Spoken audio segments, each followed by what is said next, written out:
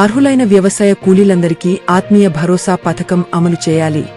రాష్ట్ర ప్రభుత్వం ప్రకటించిన ఆత్మీయ భరోసా పథకాన్ని అర్హులైన వ్యవసాయ కార్మికులందరికీ అమలు చేయాలని వ్యవసాయ కార్మిక సంఘం జిల్లా ఉపాధ్యక్షులు గడ్డం స్వామి డిమాండ్ చేశారు.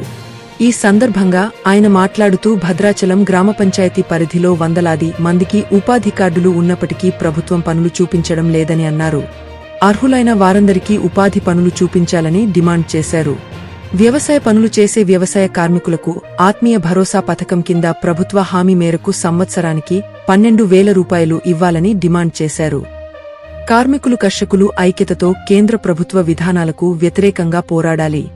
సిఐటియు జిల్లా నాయకులు ఎంబి నర్సారెడ్డి, వివిజి రామ్జీ ఉపాధి చట్టాన్ని రద్దు చేయాలని సిఐటియు జిల్లా నాయకులు ఎంబి నర్సారెడ్డి డిమాండ్ చేశారు. వ్యవసాయ కార్మిక సంఘం పట్టణ మహాసభలో సౌహార్ద సందేశం మాట్లాడుతూ కేంద్రంలోని బీజేపీ ప్రభుత్వం మహాత్మాగాంధీ జాతీయ గ్రామీణ ఉపాధి హామీ పథకాన్ని మార్పులు చేసి వివిజి రామ్జీ ఉపాధి చట్టాన్ని తేవటం పేదలకు ఉపాధి కల్పించే ఉపాధి హామీ చట్టాన్ని నిర్వీర్యం చేసే కుట్రలో భాగమేనని అన్నారు. కేంద్రంలోని బీజేపీ అమలు చేస్తున్న ప్రజా వ్యతిరేక విధానాలకు వ్యతిరేకంగా కార్మికులు, వ్యవసాయ కార్మికులు, రైతులు ఐక్యంగా ఉద్యమించాలని పిలుపునిచ్చారు.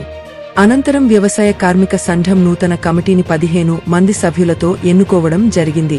పట్టణ అధ్యక్ష కార్యదర్శులుగా గడ్డం స్వామి బుయ్యని సౌభాగ్యం ఎన్నిక కాగా ఉపాధ్యక్షులుగా మడకం పద్మ, గుండె రమాదేవి, సహాయ కార్యదర్శులుగా కాకా రాధ, బాయమలుతో పాటు కమిటీ సభ్యులుగా సీతా మహాలక్ష్మి, గోలి జయ, సోడి రాజమ్మ, కోడె వరలక్ష్మి, బాయమ్మ, నాగమ్మ, సావిత్రులు ఎన్నికయ్యారు.